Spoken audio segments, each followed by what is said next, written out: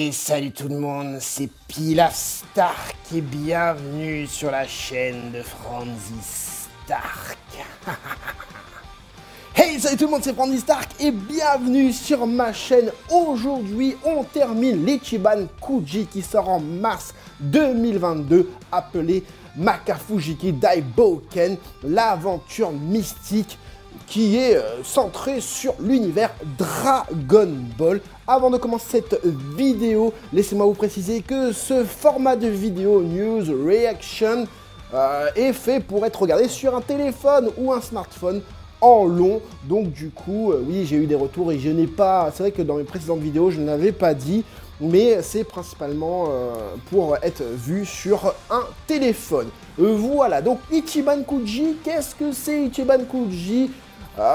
Bon, c'est une loterie en mode japonaise, mais je vous dis tout ça dans une vidéo en détail que vous pouvez retrouver dans le petit i juste en haut à droite de votre écran. Finissez cette vidéo et après allez voir ce que c'est une Ichiban Kuji. Donc du coup, on est du coup sur le lot D et le lot E, les deux lots qui restaient parce qu'on avait eu A, B, C et on avait eu le lot F, donc forcément il manquait deux lots et le premier lot il s'agit de Pilaf Sama. Alors petit Pilaf, pas mal du tout, il me fait beaucoup penser à la figurine de Dende qu'on avait eu dans une omnibus, je crois, ou dans une ex, non, une omnibus, je sais plus.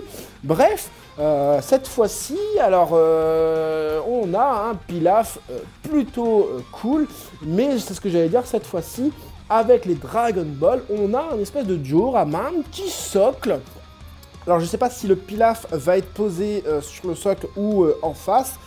Ça m'a l'air de... Il n'y a pas plus de photos que celle-là, donc je peux pas faire tourner. Donc voilà, les Dragon Ball ont l'air transparents, donc ça c'est cool. Le socle, ma foi, au niveau du sculpte, ça va. Donc, par contre, au niveau des couleurs, j'aurais aimé un petit peu plus de dégradé. Bon, voilà.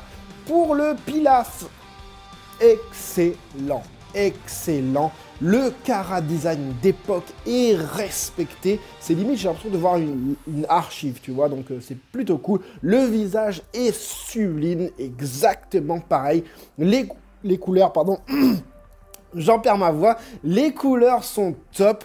La palette de couleurs choisie est cool.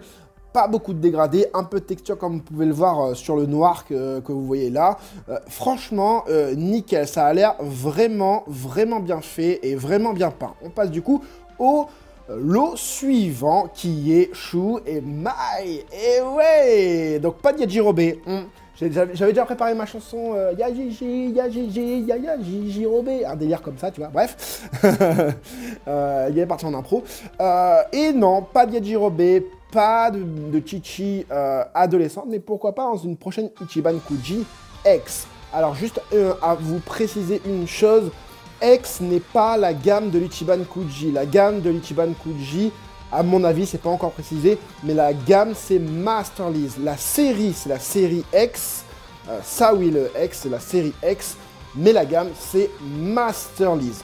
Voilà, juste pour préciser, parce qu'il y a des fois des incohérences au niveau des gammes, des marques, des séries, et puis le nom de Ichiban Kuji. Pareil, je vous invite à aller voir ma vidéo, la même vidéo que je vous ai dit au début de vidéo, sur les Ichiban Kuji, non, sur les gammes, pardon, non, c'est notre vidéo, le top 7 de mes gammes, j'explique tout ça dans une vidéo, nickel. Bon, en revenons à nos moutons, le petit Shu, bah il est chou, voilà, hein, voilà, il est super bien fait, c'est pareil, c'est le chara design d'époque. On a de légers dégradés dans le bleu qui vire un petit peu vers le bleu foncé et noir. La palette de couleurs, pareil, est très bien choisie.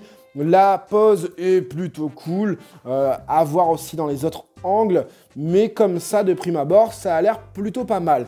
Je vais revenir dans une vidéo, dans une prochaine vidéo, je vais revenir un petit peu sur tout Ichiban Kuji une fois qu'on aura un peu plus de visuel. On passe du coup à Mai. Mai est vraiment cool. Quand j'ai vu Mai, je me suis dit, meuf, je vais pas te mettre dans ma collection Dragon Ball, je vais te mettre dans ma collection Glitter and Glamour. À voir au niveau des tailles si ça suit ou pas. je sais que Mai adulte est plutôt grande, limite peut-être plus grande que Videl, j'imagine. Bref, mais ce serait plutôt pas mal de la mettre dans la gamme, dans ma vitrine avec les gammes Glitter and Glamours.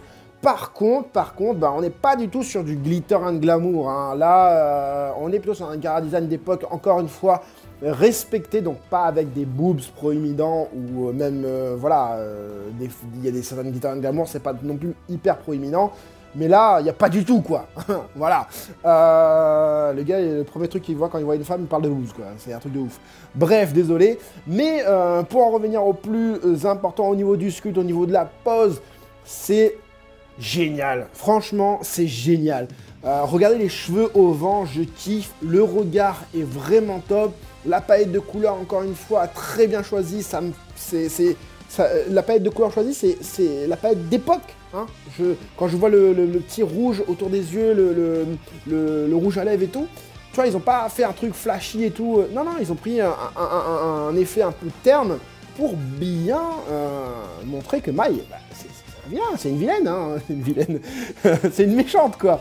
Donc voilà, quelques dégradés vraiment sympas au niveau des bottes, au niveau de la ceinture.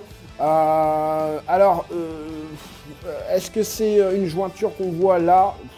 Je le prends pas comme une jointure, comme une démarcation. Ou certes, il y a une démarcation, oui, mais c'est pas ouf. Bien que ce qui serait dommage, c'est que les plis ne soient pas cohérents d'une partie, la partie droite à la partie gauche. Voilà, à part ça, ça va. Là, par contre, c'est cohérent, juste à côté de la main, donc c'est cool. Franchement, cette maille, je crois que j'ai envie de la commander, hein, la maille. Hein. Je suis pas super fan de cette Ichiban Kuji, contrairement à certains, mais cette maille, je la prendrais bien dans ma collection. Je veux dire, avec les guitares également, ce serait vraiment cool. Je sais aussi que, et c'est ce que je disais hier, vous parlez de la best ever Kuji. Pour vous, c'est la meilleure Kuji, meilleure Ichiban Kuji jamais sortie.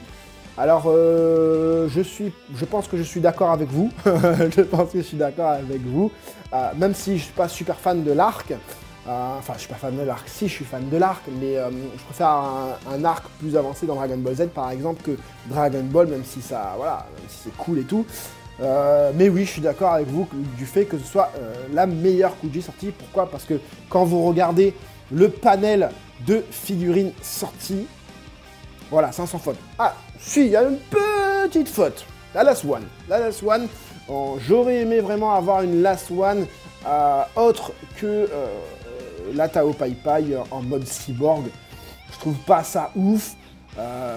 Voilà, bon, même si c'est dessiné par Varrock, enfin c'est sculpté par Varrock, c'est cool, mais voilà, j'aurais aimé avoir, je sais pas, quelque chose d'autre en Last One. Voilà, les archives aussi, hein, donc voilà, quand on voit une Kuji comme ça, effectivement, on ne peut que fondre. Voilà, pour mon avis sur cette Ichiban Kuji, je vous ferai une vidéo peut-être un peu plus détaillée lorsque j'aurai un peu plus de visuel sur toutes les figurines. Donc d'ici là, portez-vous bien, hein, je le dis jamais ça, mais portez-vous bien, la santé avant tout, c'est très important. N'hésitez pas aussi à liker et vous abonner et à enclencher la cloche de notification pour avoir mes prochaines vidéos. C'était Franzy Stark, à la prochaine!